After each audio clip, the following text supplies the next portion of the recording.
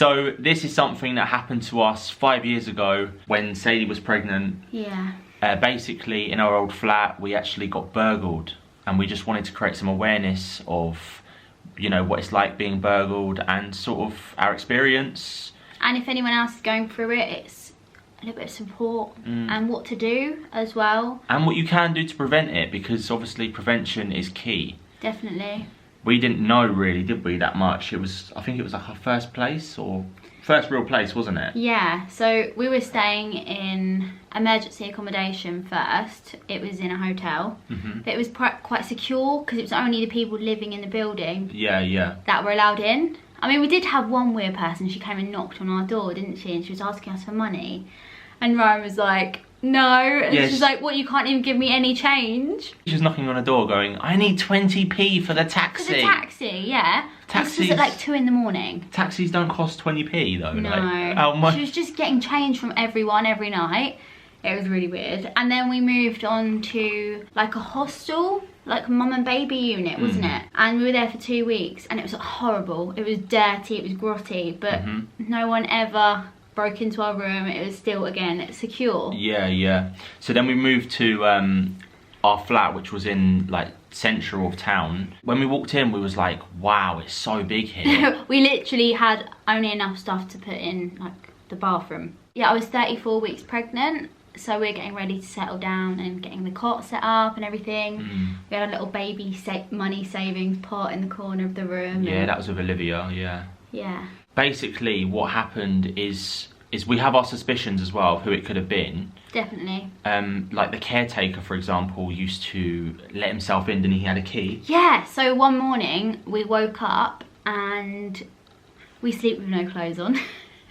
you know, sleep how you want, obviously. So we hear a couple of knocks and we're like, oh, it's just probably the postman or something like that. No, it's the caretaker. He's let himself into the first door and the second door with someone that is supposedly changing the window locks. Yeah, it's a bit suspicious, and he didn't fit any window locks that day. So that should have been the first come out, clue, really. Quickly got dressed, heavily pregnant, and Ryan was like, tell him to go. And I was like, well, apparently he organised it with us. And I was like, no, you didn't. And he was like, well, I'm here now, so... And he showed the guy the window, so I'm thinking maybe they could have got in through the window.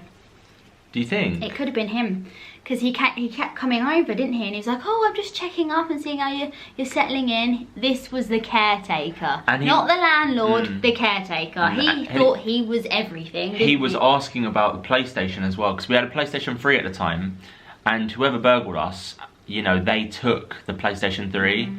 They took your rucksack, was it? Yeah. And they also took all of like the little bits of change and stuff that we left in a jar. That said baby savings. That is sick. It was literally like a few quid as well. It wasn't like much, but they took all of the pound coins out. Yeah, so basically, the caretaker, he kept coming over and letting himself in, and I was like, we need to change the locks. This is a bit weird. But we didn't get them changed in time, obviously. We had to live in the living room, didn't we? Because we had damp. Yeah, so in our bedroom we had really bad rising damp. There was literally water just running down the wall, and it was just turning every piece of furniture in that room mouldy. Like the mattress was mouldy, the chest of drawers had green, like thick mould on the back of it, and it just stunk as well. We put a dehumidifier in there. The council actually told us that it was our fault for not airing it and having the windows open. We used a clothes airer, didn't we? Yeah. We didn't have a tumble dryer or anything. Yeah, we tried to close indoors.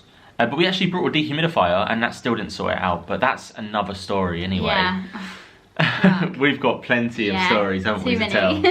But yeah, was living in the living room and the caretaker was hanging around a lot. Yeah, he came in and he was like, have you got your internet sorted yet? And he was having a look around. But then... Do you think he was trying to clock it? Yeah, I didn't know anything was dodgy about that. But he thought he was the business. He thought he was our landlord, but he was just a caretaker. He's supposed to do the usual jobs, and he was like, you're not allowed friends past 12 o'clock, even though it was our own flat. Yeah, do you remember? He was trying to keep He's rules, like, no one's allowed to sleep over here unless they're on the tenancy agreement. No smoking, no partying. And I was just like, okay. He actually turned someone's electric and gas off as well. Do you remember? Yeah, I think he lost his job for that though. He did get fined. Yeah. Did he? Yeah. He kept the job though. But the thing is though, it might not have been him. I believe it was. But it might not have been because like we had a fire exit that was right by our window. Every like couple of weeks, wasn't it? There was like You'd a hear big this group. bang, bang, bang, bang, bang. And Yeah. you're like, what's that? And it's them running up and down the fire exit and like tapping on our window. Teenagers, wasn't it? It could have been teenagers. It definitely could have been teenagers. There was definitely loads of teenagers, like ones that we knew as well, wasn't there? Yeah. I actually knew some of them that were running up and down, which is really bad. They do say though, if you get burgled, it's likely someone that you know. Yeah. It's worrying, isn't it? But the main thing, I wasn't bothered about any of the stuff, and I don't think you were either. We wasn't bothered about the stuff that they took.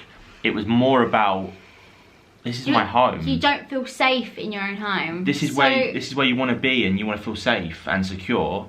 And when someone comes in to burgle you, it doesn't matter about the stuff. It's about your safety, and you feel completely violated, like they've taken something from you. We went and stayed at my mum's for the night, didn't we? We did, yeah. So I was a little bit unwell. I was getting high blood pressure, and I just wasn't well in my pregnancy. That's another story.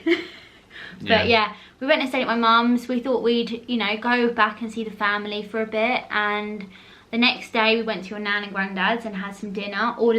Ordered some baby bits, didn't we, online? Yeah. And they dropped us home. We got in the flat. There was no break-in entry, so we did not know. Okay, we had no clue anyone had been into our flat.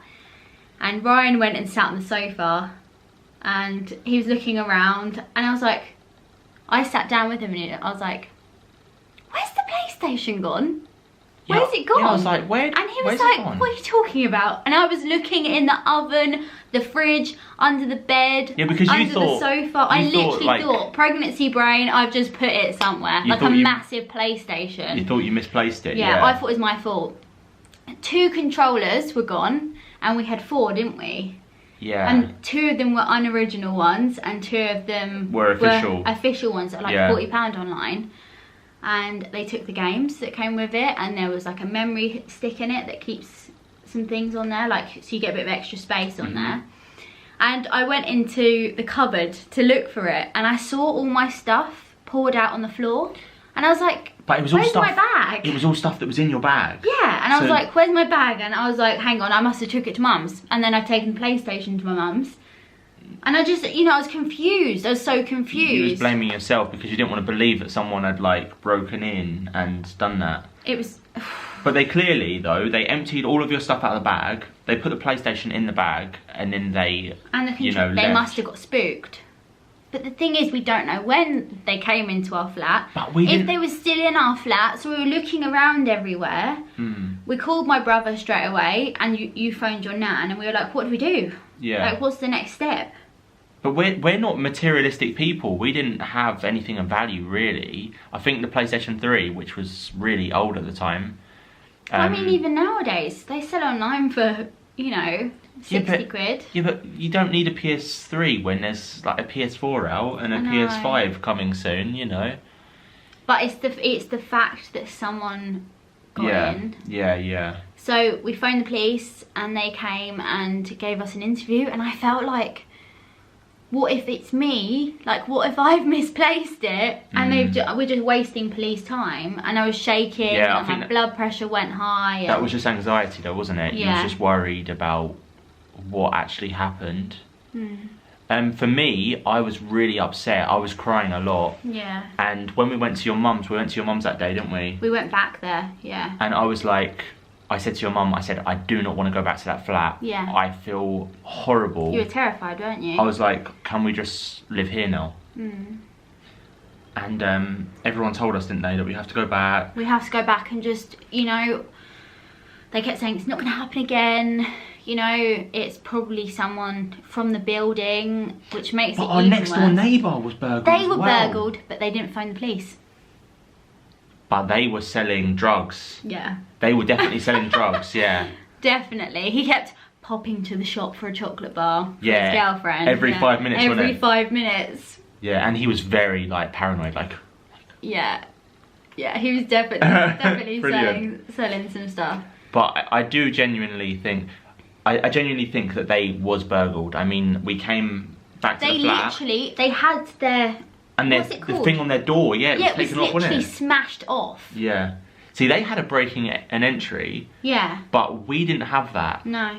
And that happened like 3 weeks later. The police couldn't find any like clue really that someone had broken in, which just goes to show that, okay, it must have been someone with a key. When we had the forensic person come, you went out with your dad and I had to go back to the flat on my own and wait for the forensic police officer person. And I was terrified. I had to phone you the whole time, didn't I? And I was looking in the bathroom, I was looking under the bed, I was just looking anywhere possible that someone could have just hidden themselves. I was so scared that there was going to be someone behind that door when I went in. My brother fitted a chub lock, didn't he? Oh, you thought they was going to be like there still? You said phone me when you get there, because obviously there's no police around.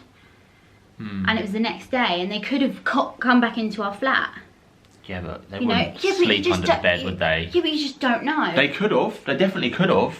You hear like stories, don't you? Like, I think your mum used to watch them like murder documentaries. Yeah, and she used to tell me about it. And people used to like hide in the loft and stuff in it, and it's just that's creepy. That's horrible. That's probably why you had that worry in your mind. The forensic guy, he said that there was fingerprints other than our fingerprints. We had to have our fingerprints done, didn't we? Yeah. So that they could cancel out anything. And there was fingerprints on the baby money jar. Right. But they couldn't match it to anyone. No. Which meant they only check for people that are in police custody and in prison. Yeah, so whoever did it... were not convicted before. Yeah, it could have been their first offence, or they could have not been caught for it, yeah. Yeah. They never told us if anyone got caught for it either. They wouldn't, though. I don't think they would. It still plays on my mind now, though.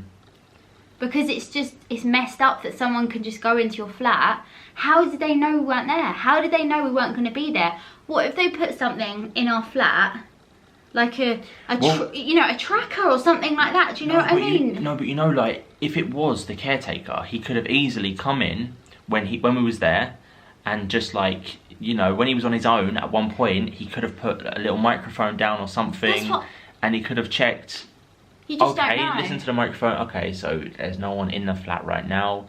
And or they're going out. Heard that we were going to stay at my mum's. Yeah, they're going out, stay at mother-in-law's. Okay, that's the time that we should do that. Yeah, that could have happened. Someone knew you just don't know. We weren't going to be there that whole time. We don't know what time. It could have been 1 o'clock that day as soon as we went out till 1 o'clock the next day.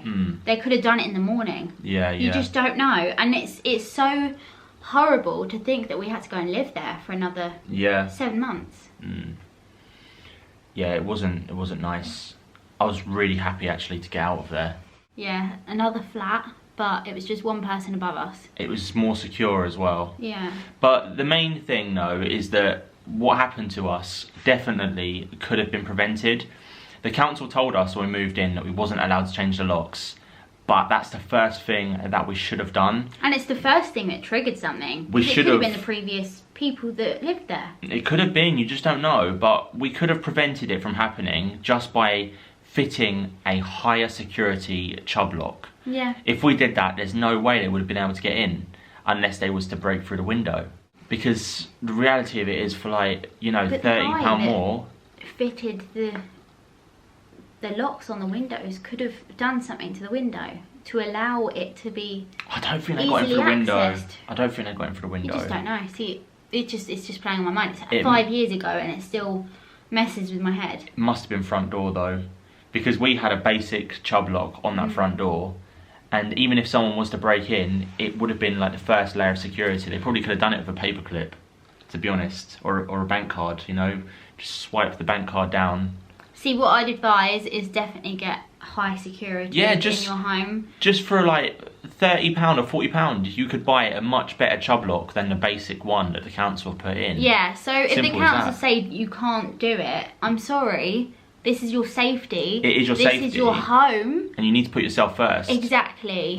Temporary accommodation and emergency accommodation, I'm sorry, they don't make it safe enough. No, it's definitely not safe enough. They put really weird people there. And even the caretaker. Yeah, you can't even trust the caretaker, really.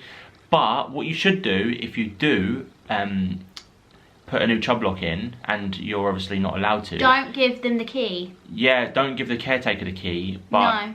if the council do say anything about it, then you can give them a spare key. Yeah. And that tell should them be... not to give it to the caretaker. Yeah. Say that you've got, you know. Well, you might not have a dodgy caretaker. It depends on your situation. What was his name? Bill. Yeah, his name was Bill. Bill. And he wears a hat. Yeah, they definitely know who it is now. Bill from Brighton, who wears a hat. Anyway, to wrap it up, I hope you liked this video. Hope it hasn't scared you too much. And just, if you can, upgrade your security. And if you like this video, make sure to hit that subscribe button. We've got plenty more story times coming soon. And we'll see you next Friday. Stay safe. Bye. It's changed, all those sad songs I made. I forgot the pain cause the bad things fade. If I did reach the top and did become the best, of course I'd still share